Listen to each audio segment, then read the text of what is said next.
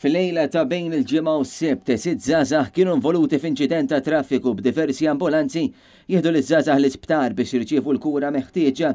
4 minn dawn iż-żgħażagħ isofru ġrieħi gravi fil-waqt li 2 l-oħra sofrew ġrieħi ħfief. Il-każ seħħ għal ħabta ta' nofs il-lejn qsin kwart f'Taqali.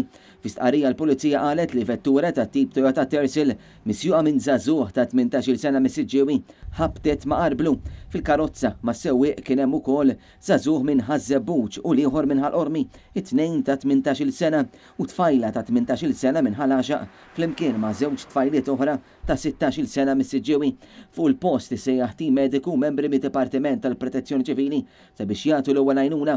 Aktar tard waħda mit-tfajliet ta' 16-il sena u tfajla ta' 18-il sena kienu ċertifikati li qed isofru ġrieħi ħfief fil-waqt li l-kumplament taż-żgħażagħ qed isofru minn ġrieħi gravi.